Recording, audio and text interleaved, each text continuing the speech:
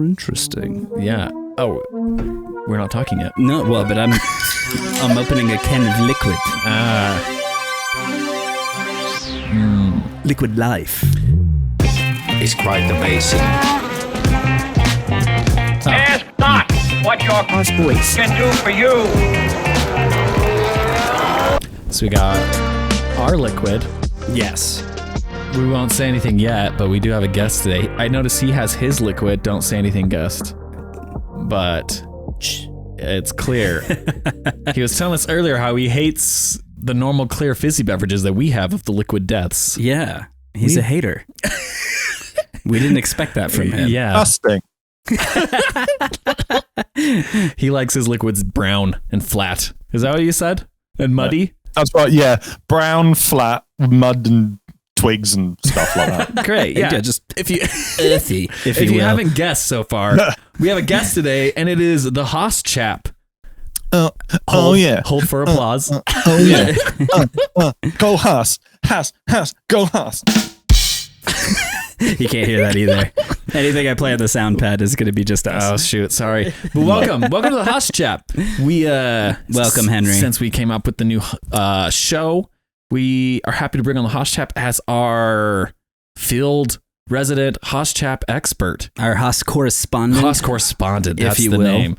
So that way we have our avenue to still talk about our favorite team. Yeah, exactly.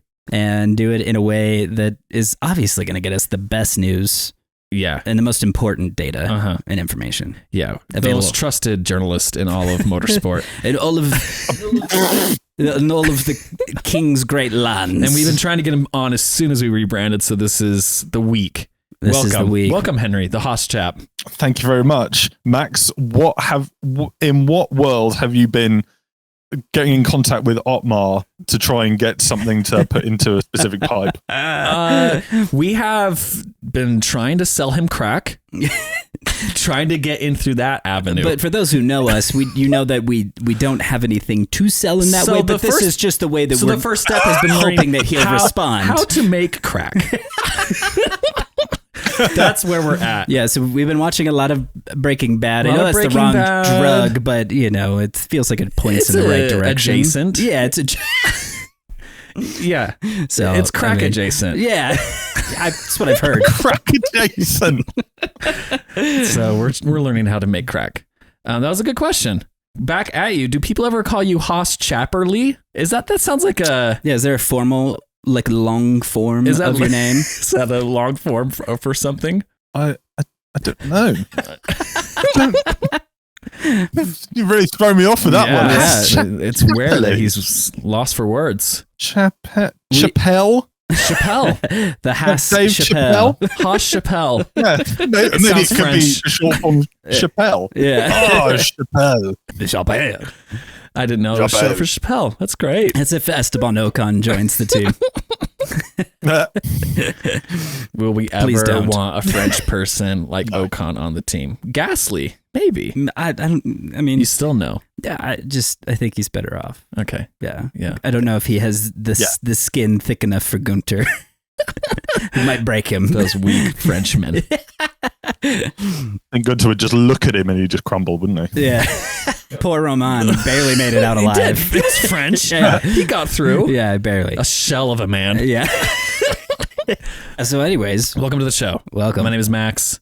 Sitting here with Mike. How's This it is going? Fast Ones. Yes. Guest today is Henry Wallace, the Haas Chap, if you didn't get that already. Yes. We're going to start with some news. Mike, did you say you have some news? I have a few things, items of business. Oh, items of business. Okay. Yeah. Last week, I said pretty confidently that Red Bull's performance was due to flexible wings.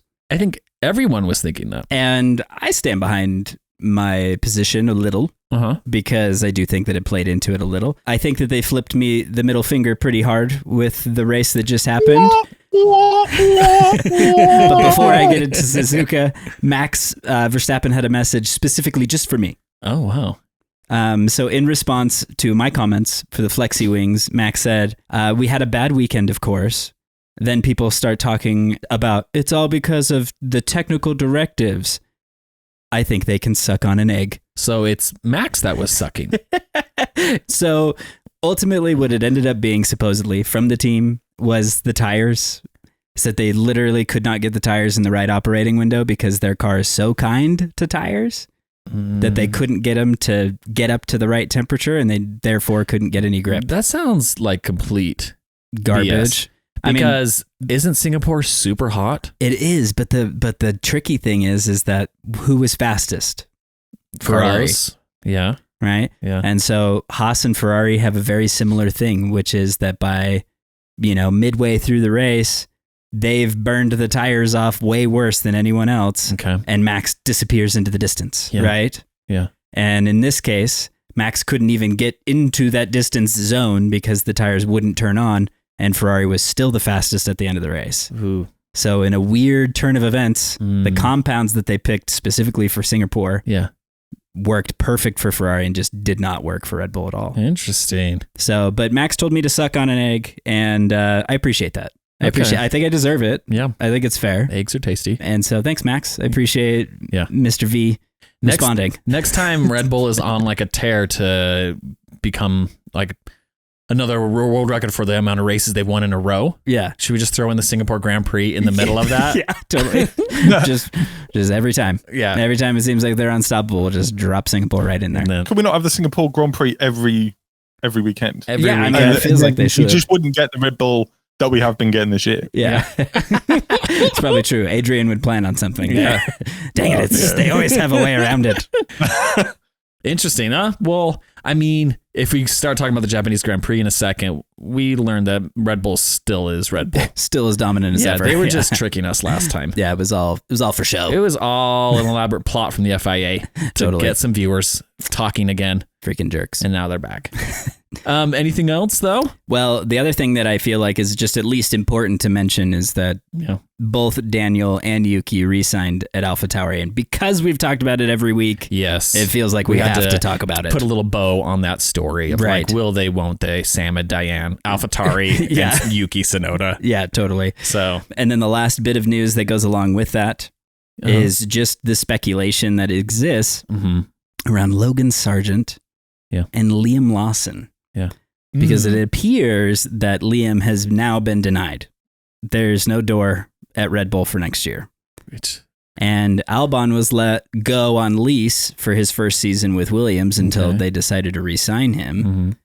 And Toto Wolff put in a word for Mick Schumacher, former Haas boy, to be the next driver at Williams, and even sent simulator data over to James Vowles at Williams, saying, hire Mick. Yeah. He's the driver for you. Replace Logan with Mick. And James Vowles opted to not take the offer on Mick. So Mick was almost going to go to Williams. Yes. And Logan is definitely in danger of keeping his position. Yeah. But Liam, who doesn't have a seat and just got denied by Red Bull, he's been essentially is showing that he is doing great. Yeah.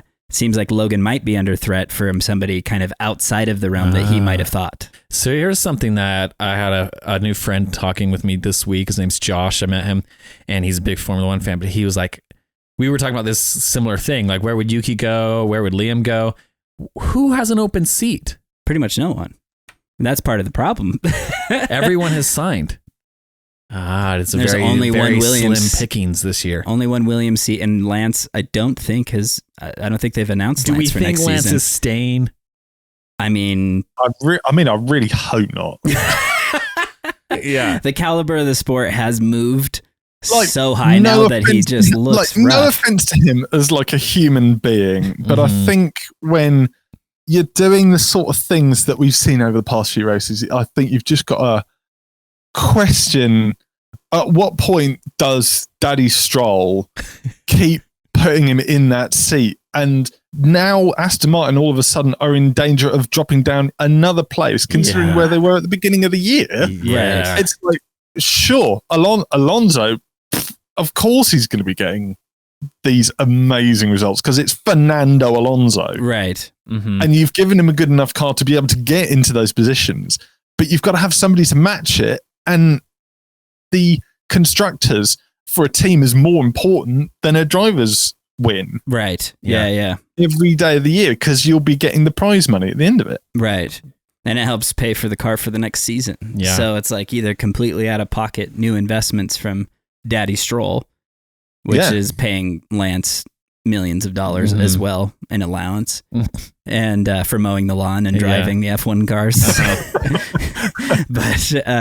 but it does seem like it is at some point going to be a great question. And I think there's a lot of people who are speculating Yuki Tsunoda is a potential Aston Martin teammate in the future. Here's this with the Honda deal. I checked the driver standings, and this I haven't seen him in a while, and this was surprising.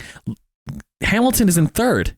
Yeah, he moved into third. Yeah. Did not know that. Yeah, was that this weekend? No, last weekend he moved 10 points ahead of Fernando. Oh, see, that's crazy. And I think he moved up even further because he finished ahead of Fernando this week. Yeah, yeah. He's at 190 and Fernando's at 174. Stroll is at number 10 at 47. But then that goes into like the Constructors' Championship, which Aston Martin is now in fourth. Right. Yeah, and they're at 221. McLaren's next at 172. But with McLaren double podiuming constantly, they're would only take a couple of races, and they're ahead. But if you put a Sebastian Vettel in that Aston Martin again, and we've talked about this, you have more points coming into your organization, just like Henry wants. Yeah. And does Sebastian and Fernando play nice? I mean, some weeks yes, and some weeks no. But I think it would add a lot more entertainment value than Lance retiring the car because the back wing broke. Yeah. I mean, I think that these are all conversation points that I want to talk about with the Japanese Grand Prix. Yes. We were kind of almost. Should we just head into it? We're like winking. Yeah.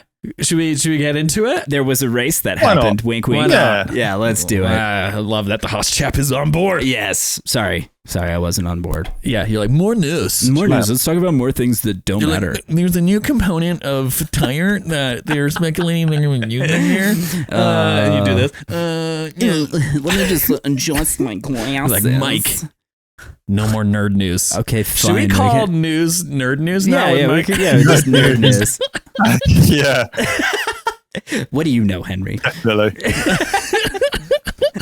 He's not invited anymore. Yeah, we'll talk about the Japanese Grand Prix. And then there's been a lot of fun rumors about Haas bringing in some new upgrade packages that they're saying should drastically increase performance. Definitely. And we have brought on the Haas Chap to talk about that with us after the Japanese Grand Prix. So our resident now Haas expert can fill us in on all the details. Definitely. So Japanese Grand Prix, how do we want to start? We can start the same way Sergio Perez started. How did he start, Mike? Clunky, which is how this episode has gotten off to.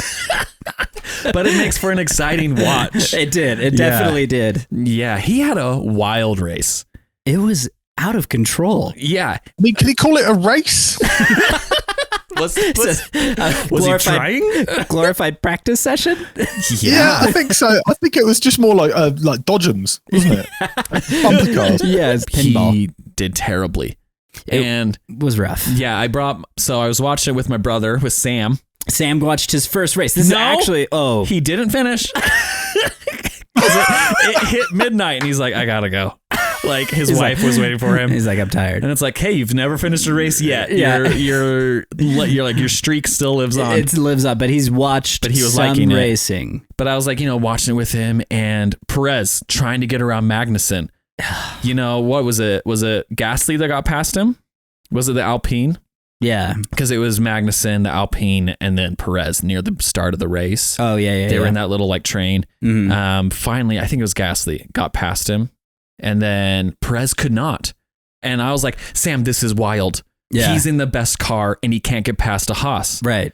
And then just T-bones. The worst pass and it was right when I was ever. I was like, man, Magnussen's going to play such great defense. He's amazing. Yeah. And then right then, Perez just I can't. Noses him in. I mean, and here's the thing as well about that is that I'd heard it all through the weekend that you might have noticed that if you're watching the race that every time an F1 car goes into a corner, they're all over the curb. Mm-hmm. The red and white stripes, their tires are all over that thing. Yeah. But that one corner, it is the one spot of the racetrack that you don't want to apex. Really? So the apex for that corner is kind of more way off of the kind of where apex you would point. assume. You're quite a few feet off. Mm-hmm. So Magnussen is on the preferred line. Okay. And Perez goes for the line that no one goes for. The Lewis Hamilton line, we'll call it. Totally. And dive bombs, torpedoes, and wipes Magnussen out. And it's just, I was baffled. I literally was speechless sitting there going, are you serious? Yeah, you can't get past this car? No, that... Henry, what were your thoughts about that point? It was gutting.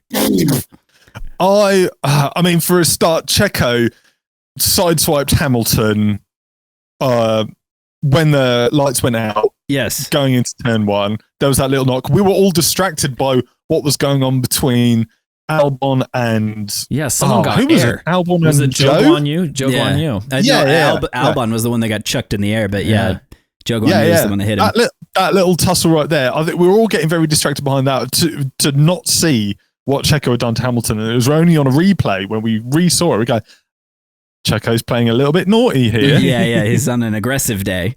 Then I had a front wing change. A few laps later, then lap 12, then hits K-Mag with a ridiculous dive bomb, like you say, down a corner where you don't want to take an apex, where you don't want to go on the rumbles, and just thinks, oh yeah, Magnussen, he'll just get out of my way. Of course he's not. Right. It's in a racing driver's DNA that they're not just going to let you go. Yeah. Because Checo had gone to the back of the pack because of it. Because of that, he was under investigation for a breach under the safety car. Yep. So he was already penalized. Already had penalties. Yeah. Already penalized.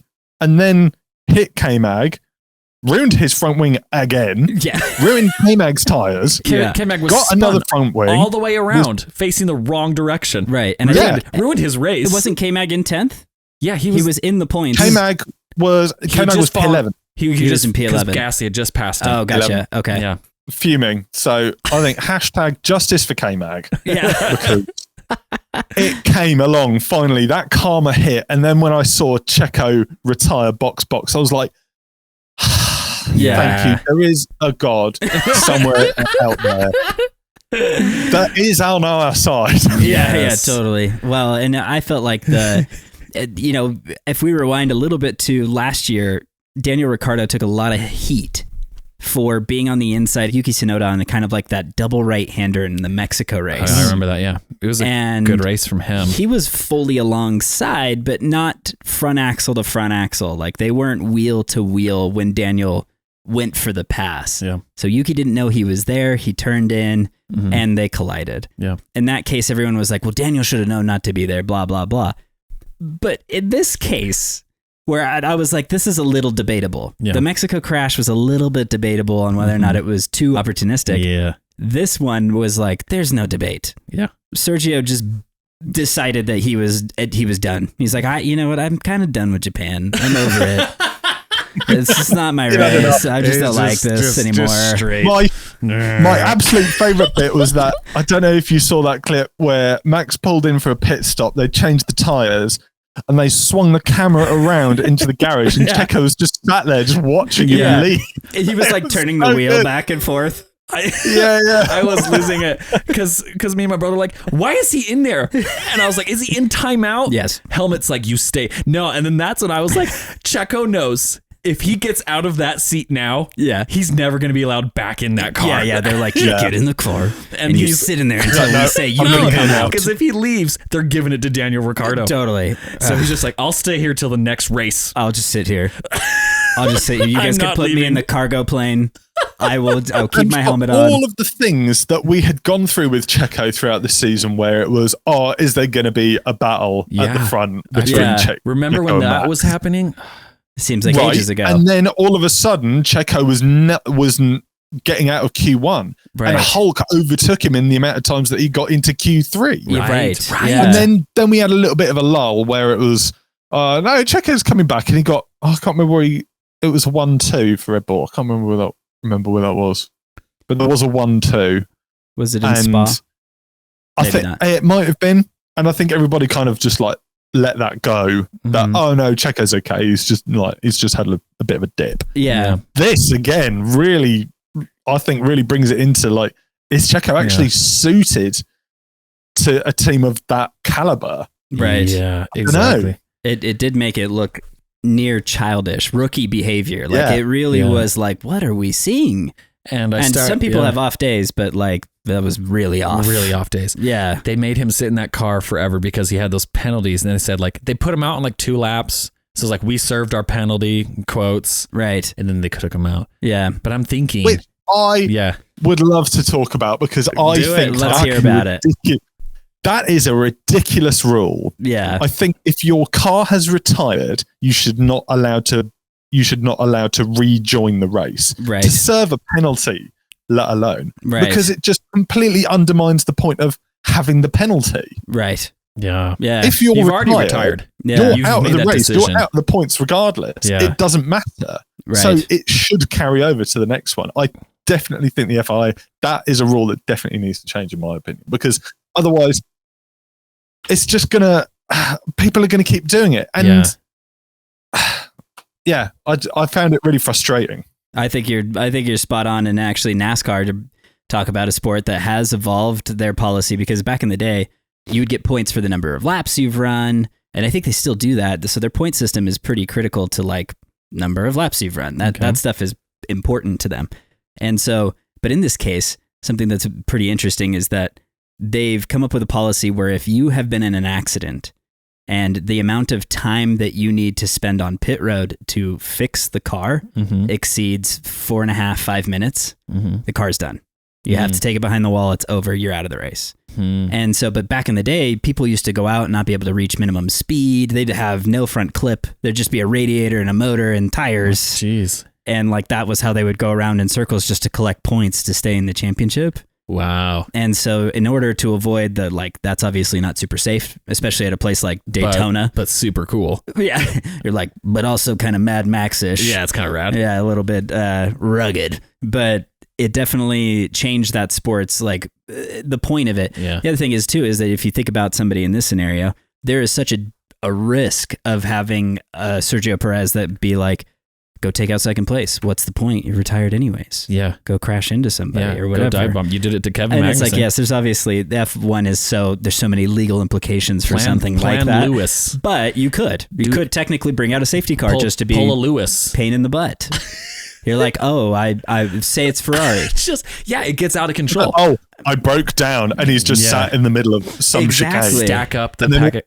It just ruins somebody's it's a can of worms strategy. And then it becomes Crashgate at Singapore. Yeah. So you run that same risk. Interesting. You're right. With a penalty like that. So I do think that the FIA need to look into it. But I think the FIA were trying to be like, they screwed it up big time with Max on the impeding penalties at Singapore. Yeah. And they admitted to it, where I was so surprised that they admitted it. Normally the FIA are like, we're perfect. We do nothing wrong. Yeah.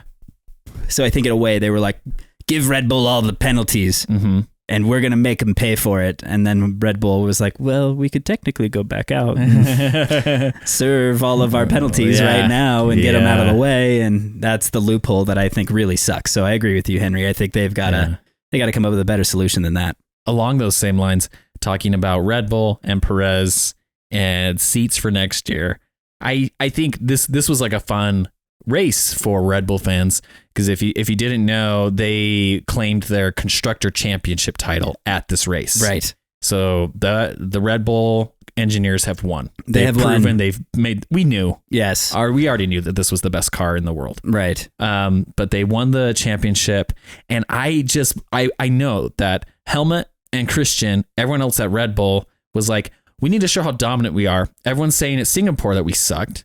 This is the chance we're winning the championship, and we want both Red Bulls to be on that podium. Right. And to have Max win and Checo be in 19th, like DNFing and like mucking around at the back of the paddock, just and like being shot in the garage, turning the wheel back and forth in his car while it's like we won the championship, but we did it with someone who can't drive the car. Yeah. Like one of our cars is a lame duck, the other one's really good. It doesn't look good. No, and Max getting out of the car and like jumping with the team and holding the flag, and I was like, and Sergio is nowhere to be found. Yeah, there's a lot of celebrating. Yeah, where was Checo? This is Honda's home race. That's another thing. It's in Japan. Honda's home race. Red Bull. It should be we are the most dominant, right? And we couldn't get this guy around the track. Well, and how many? I'm sure the headline in Japan today is, why is Yuki not in seat number 2? meh. And Yuki had an okay race, but like, I mean, here's the thing. Honda has endorsed and pushed Yuki to be Red Bull's number 2 driver pretty much since the beginning of his career. And that door has not opened for him, despite Sergio Perez sitting in the garage, having 2 front wings replaced and retiring anyways. I mean, I think at the end of the day, there's going to be some question marks from Honda at Red Bull being like, I know we only have so much time together, but you haven't really kept your end of the deal. Yeah, I mean, we've all learned that these contracts are useless. They don't mean anything. For sure. And I feel like Perez, if he loses his seat, which could be very likely, then you have a Daniel Ricciardo and a Yuki and a Liam Lawson all ready to fill in all those AlphaTauri and Red Bull vacancies. Right. However they want to see fit. Yeah, however they want to play that revolving door. So, pretty crazy. Yeah. What were you going to say, Henry? I think I cut you off. I mean, it's no surprise that Red Bull have won the Constructors' Championship this year. Yeah. I mean, they've done an absolutely phenomenal job at creating a car that is as fast as humanly possible. Oscar Piastri, a massive congratulations to him for his first podium. I think he did a pretty solid job as well. Yeah, totally. That's the thing we can talk about is McLaren out of nowhere is now deadly. Right. That since the summer break, I feel. Yeah, definitely. They have just come back and become the top competitors right up there with, for like, what was it? Aston Martin, and Aston Martin was the king. Yeah. Silverstone's the first race or the last race before the summer break, right? Was that, and that was the first time we saw a competitive McLaren. Yeah. And I went back and I listened to an early episode from this year and had a good laugh at us. Yeah. Because we were like, and then McLaren. They were dead last. Yeah, they were so bad. And Daniel and Lando's season last year, when they showed up with the wrong brake ducts, they were just useless. Everything was falling apart. So for them to come this far in this short of a window is just as amazing as the praise that we were giving Aston Martin at the beginning of the year. Yeah. It really is like it deserves a lot of recognition. Yeah. Was it do we say on the podcast, were we trashing on Lando hoping he never wins a race? Yeah. Does that sound familiar, Henry? Yeah, that does sound familiar. And you know, I kind of feel like there could be an opportunity where Piastri gets a win before Lando does. I'm glad to know we're not alone. I feel like it is kind of inevitable because you saw the like the cool down or like the Max Verstappen podcast. Yeah, which Lando called it that. Yeah. Oscar, he was not phased. I saw somebody post, was it on Reddit or Instagram earlier? Somebody said, well, is Oscar Piastri actually just Kimi Räikkönen in disguise? No. Because he's just so like... So. He is cold. He is... Yeah. Kimi Räikkönen's cold. Oscar is brain dead. And there's the third. Yeah. He just stares. Oh, yeah. Car was fast. When I saw qualifying results, I was like, oh, shoot, Lando. And then like... Yeah, the end of the race, it's like Lando. He is right there. He's right there. He's gonna be close. But that's the thing is that Lando Norris equaling his best finish of second place. And I'm like, how many times am I going to hear this before? Oscar Piastri crosses the line and wins. Is that not also like sticking the knife in and twisting it a little bit for the Lando Norris fans who really, really want him to win and really wanted him to win at Russia in 2021? Oh, yeah. Right. He's equaled his best place. Right. Second. Yep, every time. Oh, we've seen what the best of Lando can give us. Yeah, Is that what they're just going to start saying? It's not quite the best. Yeah. I think I'm still just bitter at how they treated Daniel Ricciardo. Yeah. And Lando's a great driver. Right. But it would be hilarious if Oscar got that win before Lando did. Right. And honestly, sometimes I think that he's an easy target for some of the jokes because he is a good sport about it. Yeah. Likewise, George Russell, he's a good sport, even though people make fun of him a lot. But in addition to that, George also leaves the door open for a lot of those jokes. Yeah, he does. Oh, yeah. Oscar had no emotion going back to that. Like, you got third place. You're a rookie. This is amazing. He's just like, yeah, it was a good race. Like, team gave me a good car. I'm happy with how it turned out. It was fast. I'm emotional. Can't we just have a little bit more excitement? Can someone? I feel like Liam Lawson would be fun to see. Yeah. He has a little bit more personality. Oh, he's like, yeah. I watched if you haven't actually, I'm going to recommend a YouTube video, but the tiny delivery trucks that they raced against each other, Red Bull versus AlphaTauri in Japan. Mm-hmm. If you didn't get a chance to watch that, go watch it. Liam Lawson and Yuki Tsunoda versus Max and Sergio. Mm-hmm. And it was hilarious. And I actually very much enjoyed Liam jumping into this position and being such like, he doesn't know Yuki. He's known him for like 2 days, but it's that Australian classic New Zealand charming just humor. Like laid back and funny. That Oscar doesn't have. He's kind of Mark Webber in that way though, which is interesting. Because his best friend. Yeah, totally. But Mark Webber was like never very funny. Do you think Oscar Piastris came over from Australia and Mark was like, hey, you're a really good driver. And then also trained him on how to not have a personality. Let me help you be British. It's maybe Oscar was just like really flamboyant, like typical like Bondi Beach Australian who was like running around like long, luscious golden locks. And then Mark was just like, no, you just need to tone it down. And he goes, like this? And I go, no, further. And he's like, let me introduce you to cricket. This is called the Ashes. Henry, what is your thought on the Ashes? On the Ashes? Yeah. I have no opinion on the Ashes because I do not watch cricket. Yeah, there we go. See, this is Henry is more Australian than Oscar Piastri. This is such a diversion from 21. But have I told you my experience with learning what the Ashes was? No. When I first got to Australia, we were going around like talking with people. And people were like, oh, yeah, like the Ashes. And I was like, what's that? They're like, oh, England plays Australia in the cricket. And I'm like, cool. Like, is it almost over? Like, oh, no, it lasts all day. And I was like, oh, wow, cricket. I didn't know it lasted all day. Yeah. And then the next day is like talking with more people. Yeah. I was like, yeah, how did the Ashes go? How did Australia beat England? Like, oh, it's still happening. I'm still like, going. Oh, they're like, oh, no, it happens all day, every day for like 5 days in a row. Yeah.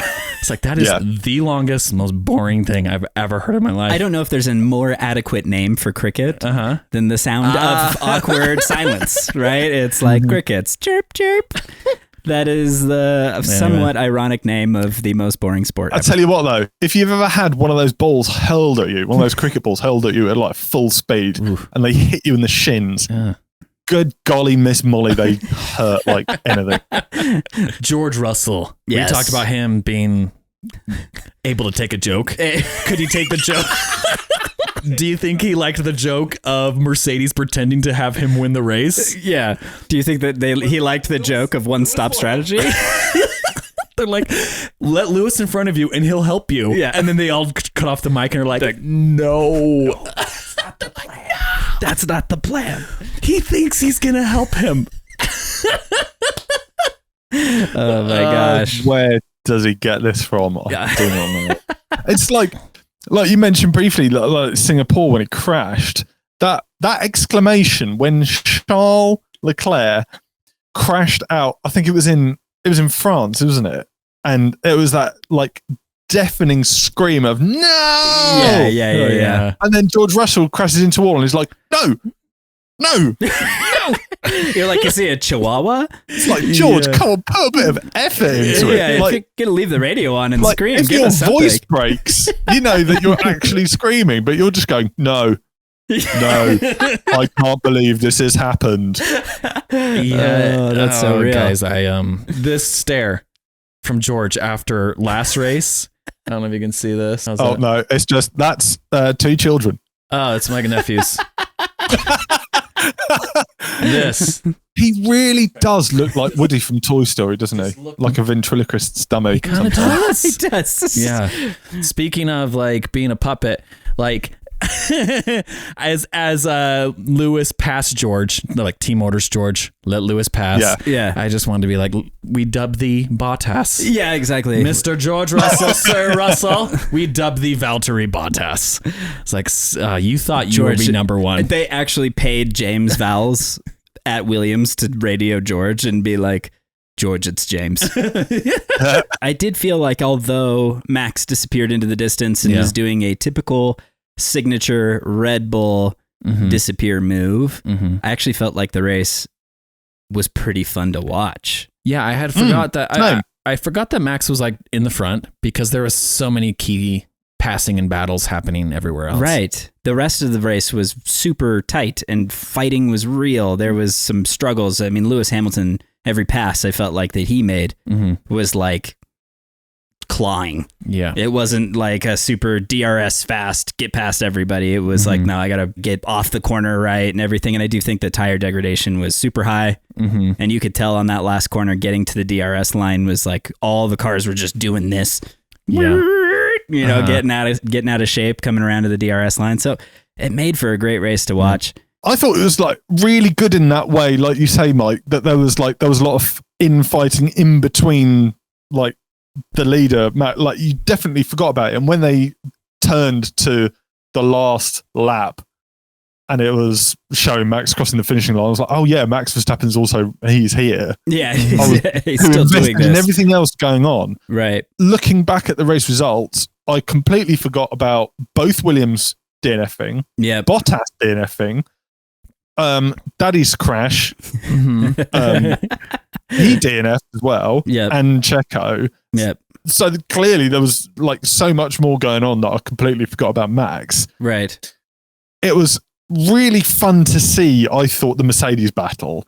Yeah. Because it wasn't something that I was expecting. I thought it would be just just let Lewis past. But then you had the threat of Carlos behind, who then jumped Russell. Yeah, I loved it. To take an extra place, which was, phenomenal work from Ferrari. Where did Charles? Leclerc was ahead of Lewis. Yeah.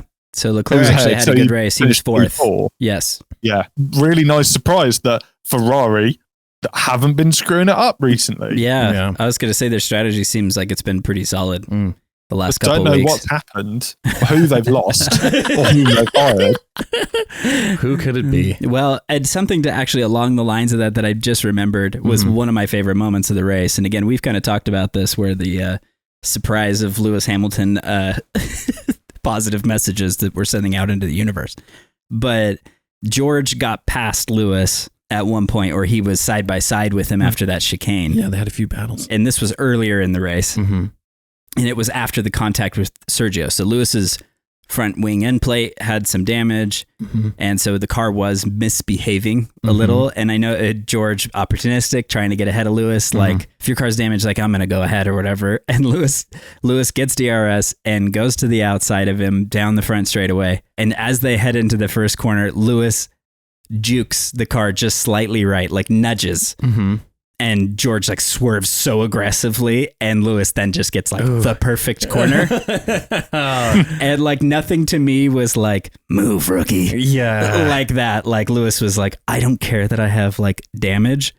Get out of my way, George. Like not now, not ever. And then then Lewis went off the track and went into the dirt. Yeah. And then again came out in front of George and just like on dirty tires was get out of here, kid. Like he just was not having it at any point. And I love this. Yes. I love this. This is Lewis and Nico stuff.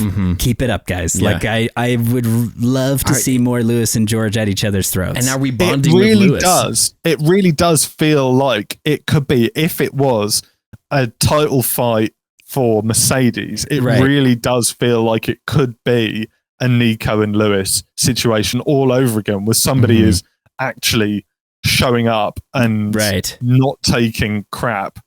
Totally. And is definitely going to hold them up. I think it's been fantastic from Mercedes recently. And are we bonding with Lewis lately just because he is making George look bad? Yeah, there's something about that. There's something about being the guy who's proving his point of being like, I am the champ. Yeah. I know you want to be, but like you got a lot of years. I will say one thing. I do get a little bit tired when they're constantly criticizing the fact that they feel like they've got a rubbish car. They are so much faster than so many other teams on the grid. It's unreal. Yeah. Stop moaning. Yeah. It's like when Red Bull were moaning in Singapore. Yeah, exactly. And it's like you said it, Mike. You said you've won the last 10 races in a row. Yeah. One race is not enough for you to be able to complain about it. Just it's one of those things. You're going to get it back. Yeah. Don't worry. You've got this championship wrapped up. Right. But when Mercedes starts saying, oh, well, it's like the car last year. Well, if it was like the car last year, then you'd be finishing 16th, climbing out of the car with a broken back. It's not the same. It's true. not the Remember same. poor Hobble and Lewis? Yeah, exactly. Just sucked. I mean, I always felt like that was a play to get the regulation changed. Of course it was. Yeah. But to your point, the car was actually terrible last year. And this year it has made massive gains. Mm-hmm. And for that kind of comment, it is Toto. Mm-hmm. We get that the car is rubbish, Lewis. Just drive it, head down. Uh-huh. It's like you do get to that point where you're like, I can't hear this anymore. Yeah. We are P3 or what are they P3 right now? I think they are just behind, or no, they're P2. P3, well, at least Hamilton's P3 in the driver's standings. It's like, come on, you're not doing badly. Yeah. Mercedes is P2 in constructors right now. Yeah. And so there it's you like, go. Yeah, you're not doing badly. No, and Ferrari, it's like, are you guys how really many complaining points about have your car? AlphaTauri got? Yeah, how many exactly. how many points have Mercedes got at the moment? So it's 305 as compared to AlphaTauri has 5. Yeah. So they have got nearly 20 times as many points as Haas. Right. Come on. Yeah. Seems like the complaints are a bit much. Yeah. And I get that the expectation is high for Mercedes and they want to keep that kind of culture. Totally. Yeah. Sure. Yeah. But at the same time, it's like calling it rubbish or whatever, whatever you will. It's like, it's not. Those not poor people P2. at the factory. Everyone behind you. Yeah. Sam, as we were watching it, he was like, why are they battling each other? George and Lewis, he's like, they're on the same team. And I was like, one, they both want to win. Right. And two, like Lewis is now doing really good in the driver's standings. Right. And if he lets George take a little bit of those points away, he's not going to be beating Alonso.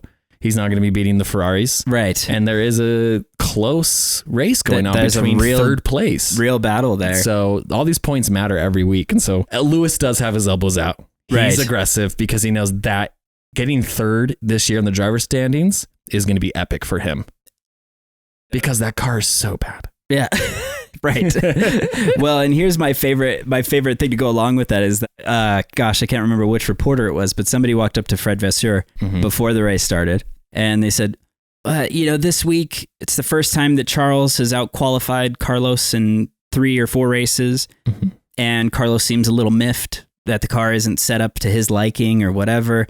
Are there 2 different driving styles? Is that why Charles is upset some week? Is that why Carlos is upset some week? How do you balance this? And Fred's answer was, when you have 2 drivers and one is in front of the other, one of them is unhappy. And I was like, this was the best answer to that question ever. I think that it's so funny when teams try to analyze and try to like justify. Yeah. And it's like, no, if one guy does better one week, he's so bummed that his teammate outperformed him. Yeah. And so to that point, I think that that's basically what it is when it does come down to even George and Lewis. Yeah. There is one thing I'd like to bring up. Yeah. Did you two notice that the FIA seemed to be really delayed with the safety car and the VSC? Yeah. I hadn't noticed. When that lap 1 incident happened, it almost instant yellow flags because of the debris and like drivers going off track and like kicking gravel onto the surface. Right. It then went green flag. Yeah. For about 30 seconds, and then they deployed the safety car. Yeah, I remember that. And then it was exactly the same thing with the VSC later on. Right. It was yellow flag, green flag, VSC. Yeah. And I don't think I've ever seen that, unless it was a glitch with the communications between the FIA and the broadcast team. Right. But if that was the case, that does seem a little odd. That there was such a big delay. I'm curious, and this might be some speculation that's just kind of lingering from last year, but if we remember, last year's race was a bit of a disaster for a number of reasons. One, it started super late because of rain. The rain, yeah. That is an understatement that the race last year was a disaster. Yeah, and then on top of it, they had that accident. Carlos Sainz was unfortunately in the barrier on lap 1 or whatever because it was just a river across the track. And then the wrecker was on track when Pierre Gasly went past, and he had that billboard. And he flipped out because he was like, there was a tractor on the track, like carbon fiber versus a 15,000 pound tractor or whatever is like, I'm dead. This is that track where that driver died because of a tractor. Right. Yeah. So that was at Suzuka, and that's why Pierre was so pissed off. Being a little wuss. we always know that Max is here to bring it down to the darkest version of Formula Mad Max. Who crashed? Come on, let me see the carcass. Seriously, sometimes I'm like, who am I talking to? Guys, I'm sorry. I'll go to therapy. When I was thinking about this, though, or just barely as you were saying it, with Jules Bianchi's crash with Pierre Gasly's, incident with the wrecker and like letting him go out in the rain, they don't have lights. Suzuka's been on the calendar for as like long as time can tell. Like it is one of the oldest tracks that they go to. Mm-hmm. And I do wonder if they just haven't updated some of the technical gear. Because in the sense of like Pierre Gasly being on track at the same time as a tractor is like really not normal stuff. And then in this case where there's like kind of a delay and there's a green flag for some reason before deploying the safety car, that mixed messaging might be something that's just wrong with an outdated system. Interesting. And so weird. This is the first dry race they've had at Singapore in like 3 years, I think is what, or excuse me, at Suzuka in a long time. Oh, because last year was the first time they went back since COVID. Maybe. It's a new track for me as a new watcher because I didn't know that they had the little crisscross with the bridge. I was hoping it wasn't a bridge. It'd be better if it was like a yield. It is a figure eight. And the person in the lead gets the right of way. Shut your eyes and good luck. Or you have drivers approaching it, peeking out. Yeah. Looking left and right real quick and then zooming across. Yeah. It'd be fun.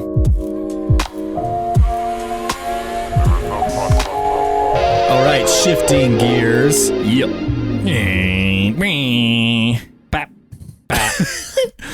If I had like my way, it would like I'd have like something really stupid wired into my helmet for every time I clicked it.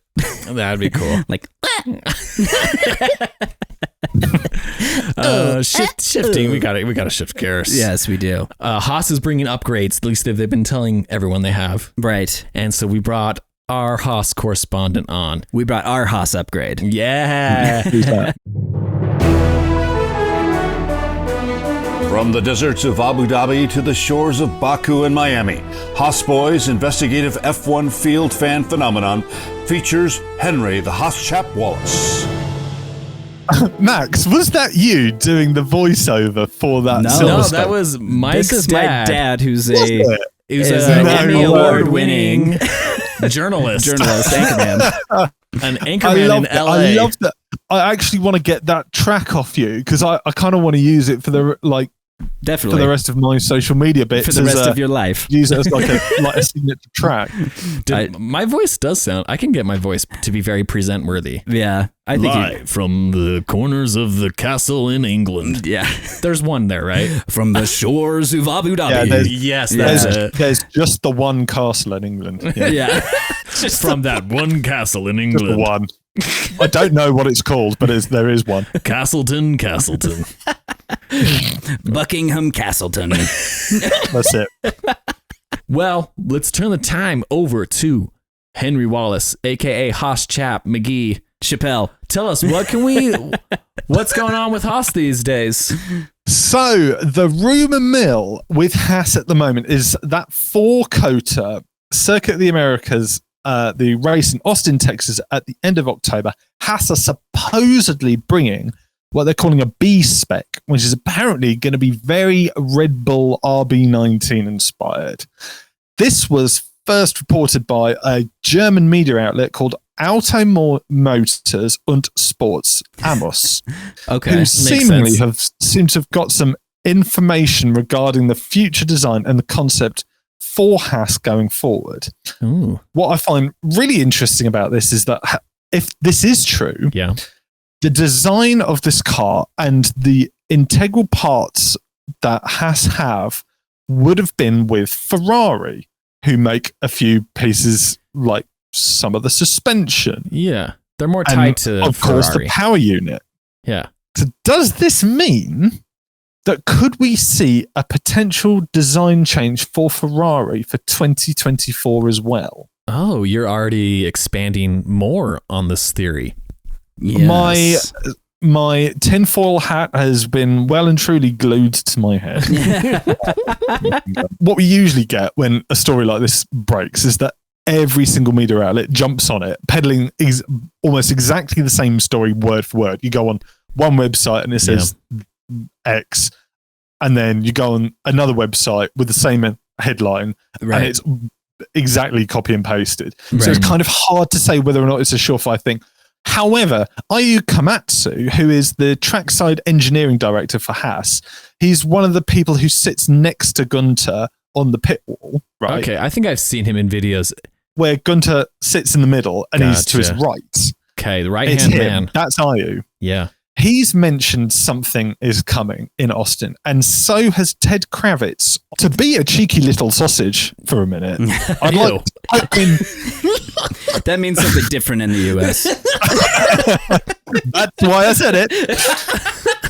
To put in a thought in the off chance that this B spec car is true, do we think that Haas need to potentially switch partnerships from Ferrari to Red Bull? Well, apart from the obvious sort of like domination that we've seen from Red Bull this year and a good chunk of last year, it's not like Red Bull have got a history for unreliability.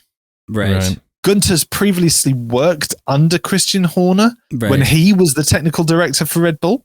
Hey. Who does Stuart Haas have a partnership with at the moment? And who are Red Bull teaming up for in 2026? Who is this guy? This is why we hired him. Who is this Hans? Who is this Haas chap? It could be a bit Charlie from It's Always Sunny in Philadelphia. Yeah. Red yarn. But I feel like it could move in that direction. And should it move in that direction? Should Haas try and evolve away from the Ferrari DNA into something where Gunter's not only had a previous relationship with a team who is getting an engine from the owner of Haas, is NASCAR team. Yeah. For me, that's a logic that seems to kind of mesh. There are maybe a lot little of bit too puzzle nicely. pieces fitting together there to kind of like help our listeners understand what Henry's alluding to. It's that Gene Haas is part of Stuart Haas Racing in NASCAR, and they race Fords. It's what I just drew on the paper. And that's what Henry's alluding to. Right. And Red Bull is going to be moving towards a Ford power unit. Next year. And or so in 26. That is what he's saying. There are these pieces that could work together and they want to move over to that kind of side. Right. And the person that he had a relationship with, Gunter, his previous person that kind of their established... previous relationships before they got married. Before he got married. To Max. was with Binotto. It was Mattia Binotto and Gunter. Yeah. That was the tie between the Italian Ferrari team and Gunter Steiner. Yeah. But now that Mattia has left... Rest in peace. He was amazing. Such a valuable asset.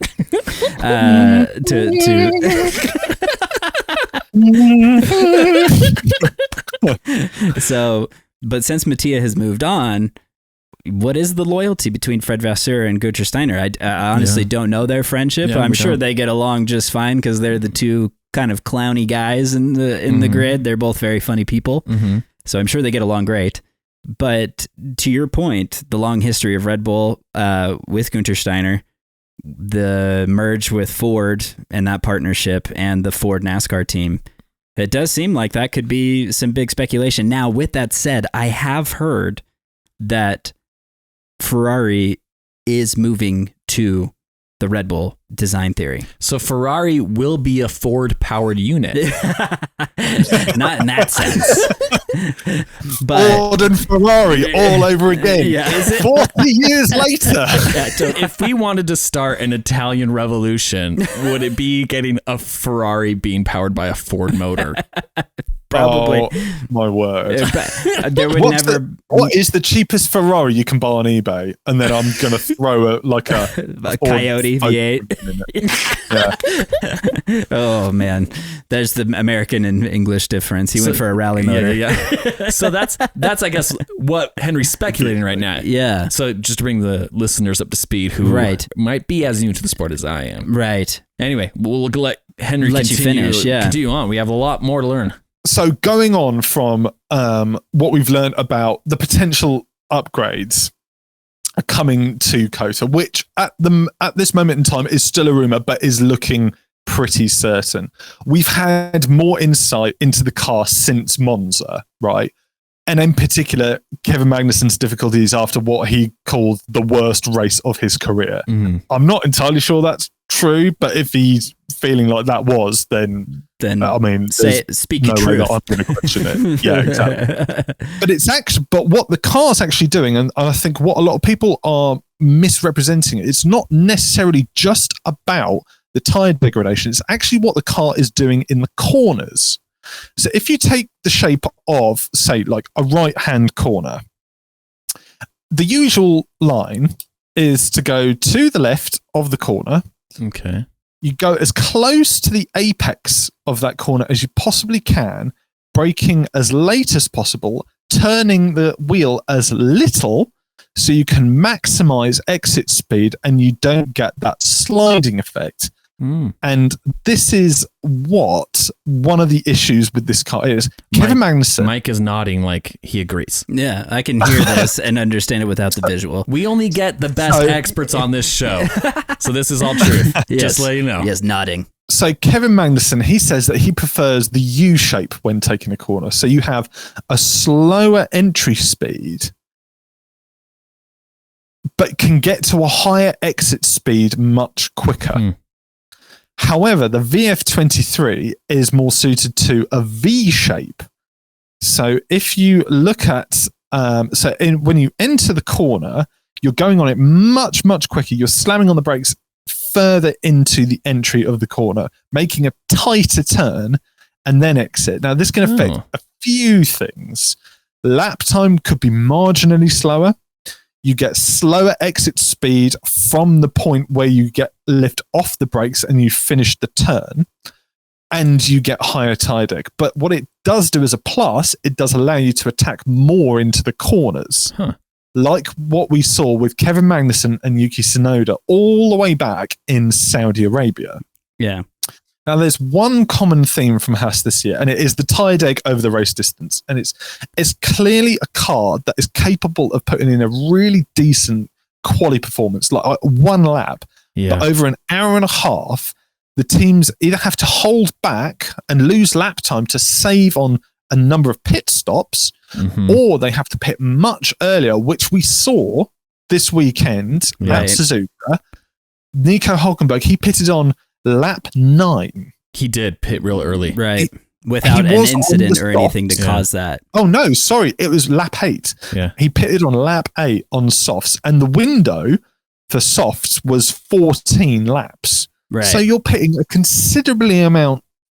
Almost half as ahead. much. Yeah. It's not really an undercut in that situation. It's like a self-cut. You're putting yourself in a position where really you're going to struggle to make back those places. It's a Hawthorne Heights. It's an emo cut. So not only does this particular style, hinder Kevin Magnussen because he's not using the full length of a corner.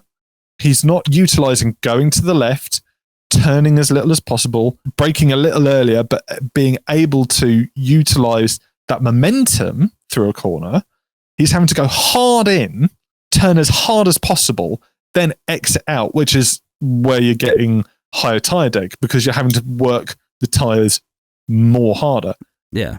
But on a positive note, it's looking better since Monza. And if these upgrades are going to be more akin to the RB19, this is going to be way more in terms of the aerodynamic layout of the car. It could see the scooped side pods a thing of the past. We could see a different rear wing change. We could see a different front wing change. And actually, the only reason that we've probably been able to do this is because of the sponsor money that we've been able to accrue from MoneyGram this year. Right. So this is a quick question. In essence, this sounds like they're bringing a whole new car. Right. And that's allowed. It is. As long as they have it in their budget. It's in budget and it's been crash tested. Those are pretty much the two requisites. Okay. Yeah. Look at Aston Martin, and they were bringing the Green Bull. Yeah. If you remember. And it looked almost identical. And the Red Bull guys drank a green Red Bull that weekend. I thought that was one of the they funniest had protests. They had them on the pit wall, didn't they? They had the green Red Bull can. Uh-huh. And Mercedes brought in a whole new car at some point, right? They're like, the new side pods. Yeah, we need side pods. Yeah. We've learned we need the side pods. We basically learned this last year, but didn't listen. Yeah. But to your point, I think that, I think like we talked about in previous episodes, the side pod design at Ferrari is like the two salsa bins. Right. That they have the tub on top. And it looks like you could sit in it. Yes. And Haas is the same side pod design. Oh, okay. But Red Bulls go down. They don't come back up. Right, they don't tub. And so Aston Martin, Mercedes, Red Bull, and McLaren all run the Red Bull side pod now. And so I've heard from Fred Vasseur that they're not ruling out a side pod change to get away from the tub at Ferrari. I don't believe that there has been confirmation that they're going full Red Bull direction in that way.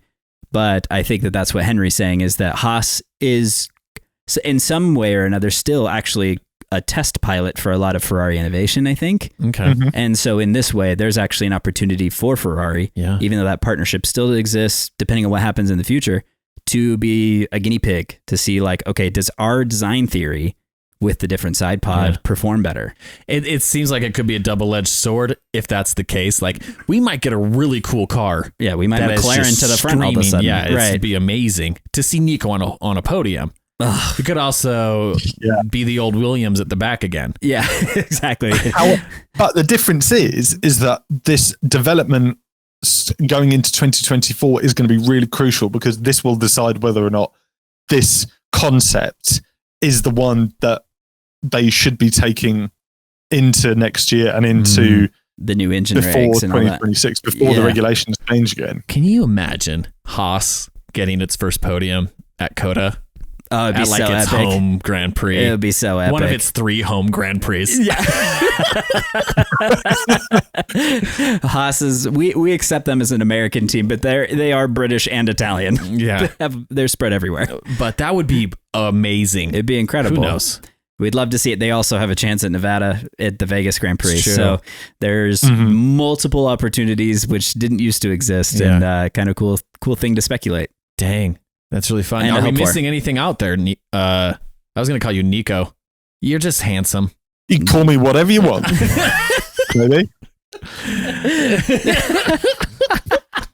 Looks like COTA is in about a month. Yes. So we've got something to look forward to there. And we do have Qatar as coming up next as our next race, but it is in a couple of weeks. And Danny Rick might be back. He might be, although the updates seem to point to it's after Qatar. Shut it! As long as he's back for Austin. Good. Let the hate flow through you. Give in to your hate. Good. Strike. Henry's just the emperor. Give in to your hate, Max, and strike Mike down. Strike him down. Join your place at the right-hand side of the podcast table. What was that?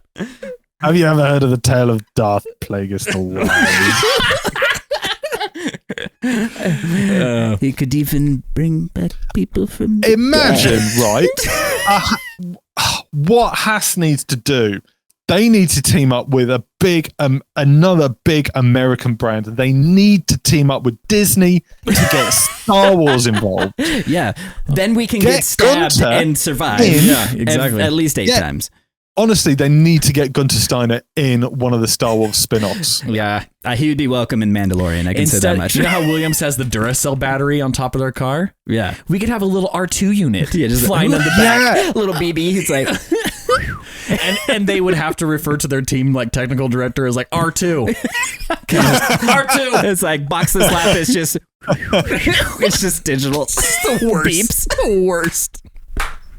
The Haas car looks like an X-wing. It's just all like black and battered in areas and very 80s apocalyptic. That'd be pretty cool. I love it. If it crashes out and they have to lift it up with a crane, then somebody could just be at the bottom pretending to be Luke. He's not using the Force. They pull out a little Yoda to come out. And just, Why? Disney. That'd be really funny. I think this is an epic sponsorship opportunity. And just give Gunter a cloak to wear around the track. Yeah. Yeah. And he just walks around and I'm here. Amazing stuff. Well, thank you so much again, Henry, for joining us. Yeah, thanks for taking your time. We'll get you back on again in the future, hopefully soon. And thanks to everyone for tuning in. Yeah. Follow the Haas Chap on Instagram, on TikTok, and on what else? Anything you want to shout out? Nope. Okay. And you can listen. Perfect. You can listen to us on Spotify, Amazon, Apple Podcasts, and watch us on YouTube. Watch us on YouTube. Yeah, I was talking with people over the weekend, and they didn't know we had a YouTube channel. And I was like, where do you think the reels are coming from? Yeah, and do you think I'm just shooting these for fun? So yeah, watch us on YouTube, and have a good weekend. Thanks, everyone. Bye. Adios. One small podcast.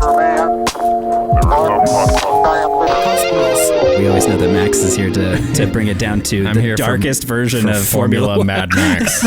Who crashed? Come on, let me see the carcass.